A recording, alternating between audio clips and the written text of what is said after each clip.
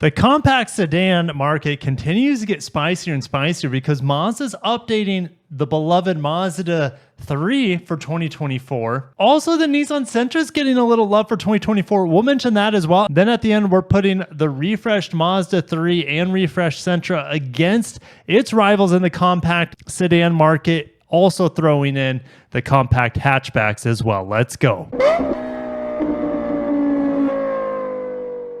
All right, so for 2024, we have some updates for the Mazda 3, including a new Carbon Turbo Edition. Now, that doesn't mean this model right here, the standard Carbon, isn't coming. The standard Carbon is still available without the turbo, and it is there with the polymetal gray instead of the zircons. Quick timeout. If we go on to the other media post from Mazda, the Zircon stand is coming to these models, at least as the Turbo Carbon family for 2024. So the big update for the Mazda 3 is new available 10.25-inch infotainment display with wireless Apple CarPlay and wireless Android Auto. But when I look at the packages, it doesn't look like it's available on the 2.5S. It could be maybe an option, but I doubt it. 2.5S Select Sport doesn't have it, and the 2.5S Preferred all look to have the same basic 8-inch screen.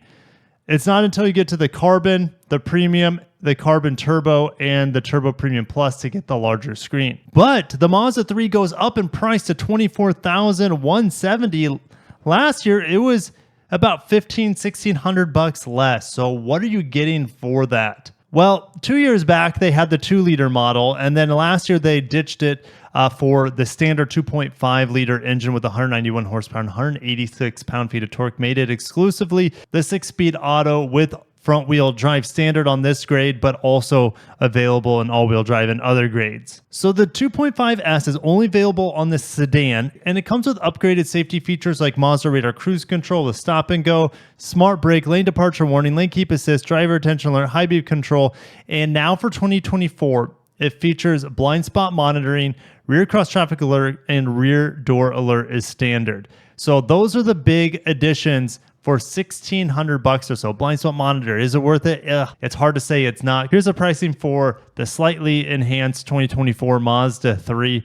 The Turbo Premium Plus that I reviewed last year was a pretty darn good car. Make sure to watch my review. But let's not forget the little old Sentra. It is very affordable. They top out around $25,000. The SR can maybe get a little bit above that. And they've actually upgraded the SR grade here. So we have a blacked out front grille. You have the SR badges on there. You have two-tone paint. This is an 18-inch wheels. This is very, very similar to the Ultimate SR. Make sure to watch my review on that. You have heated seats and heated steering wheel. Even on the SR grade, you got the flat bottom steering wheel with the orange stitching. I like the circular tip on here in the back. It looks pretty decent. Of course, underneath the hood is a 2-liter, which is pretty muted by the CVT. But we get some SR treatment here with orange stitching and embroidery there on the leather seats as well. But besides the upgraded SR grade, you get a new Xtronic CVT, which is always going to be welcome, an upgraded CVT on a Nissan. All right, let's get into the shakedown. And I'm not grading these per se, like on an S tier, which maybe you guys can do that. It's kind of tough to do because I feel like so many of them are in like A and S tier, and then there's a big chasm that are only buys if like you're leasing or if you get a screaming deal on it. Okay, so the Mazda 3 sedan and hatchback here, the highest base horsepower here, not including the Prius. The Prius is kind of an outlier and it kind of competes in its own segment. For a non-hybrid, it has the highest base horsepower here, and it also has an traditional automatic transmission where most of these come with a CVT. Miles per gallon is not great on the Mazda vehicles, especially on the turbos. It's definitely not good on the turbos, but you get a ton of performance as well on those turbo models as well. So highest premium quality, build quality is fantastic on the Mazda 3s. The interior are great as well. Good style, lows, no hybrid, and fuel efficiency is not the greatest, and the price keeps getting higher and higher. Toyota Corolla, excellent vehicle, especially in the hybrid. That's the only way I would be buying the new Corolla, would be in the hybrid if you're able to find one. Not the quickest, only 134 horsepower, but it'd be fairly easy to get 47 miles per gallon. On the old 2022 hybrid, I got 65 miles per gallon. So this is a very conservative number. And I know that they've added more juice to it. They've increased the power and performance at the cost of MPGs. I get it. And it has all-wheel drive on that hybrid as well, which is huge. Honda Civic, one of the most fun cars on the list to drive, maybe the most fun car on the list to drive now that I'm looking at it. Edging out the Mazda 3, edging out the WRX. It's not as fast as a WRX, but it's more fun to drive. So, all right, it comes standard with the 2-liter or touring models, the touring or the sport touring models, depending on the hatchback or the sedan, or the SI that come with a 1.5-liter turbo. And yeah, they're very, very efficient. So on the SI, I'm able to get like upper 30s, low 40s miles per gallon. It's quite impressive. There'll also be a Civic Hybrid coming out, which will come in early 2024, and that will rectify its big shortcoming here, which is no hybrid. And I think the other big shortcoming is no all-wheel drive. But the Civic is probably the biggest vehicle that we have on this list today, which is great for some people, but is also not great at the same time, because I wish it didn't feel like an old Accord in terms of size, but it's just massive. Nissan Sentra, we just talked about it. It is probably the slowest, one of the slowest vehicles on the list, with tying the Hyundai and Kia brothers and maybe the base Impreza. But it does offer good features. It is a great value play, and it's probably a great leasing option as well. Toyota Prius, kicking butt. I mean, it has almost 200 horsepower. It gives you 57 miles per gallon. It's kind of in its own category, but it does cost more. I think, what does it start at? $28,000 for the base LE grade. So those are not going to be the easiest to find, I don't think, once production ramps up on it. So Toyota Prius, kicking butt. Volkswagen Jetta, I have not driven the 1.5T, but I do have the Taos in the driveway with the 1.5T. I did it 0 to 60 today in the low 8s, so it's actually pretty quick. And then you also have the GLI and GTI if you need a hatchback, or if you want more power and performance. You also get a 6-speed manual or 7-speed dual clutch on those models. So yeah, the Jetta is quite versatile. Unfortunately, no all-wheel drive. It is pricey. It starts around $30,000. Now, it is extremely efficient, even with the 2-liter. They're geared really high, even on the manual. So Volkswagen, most German automakers are very strong with efficiency. You know, the Jetta desirability is not very high. The GLI and GTI desirability, especially the GTI, is very, very high for me, but it's killed by, I guess you could say, the infotainment setup on it is a nightmare.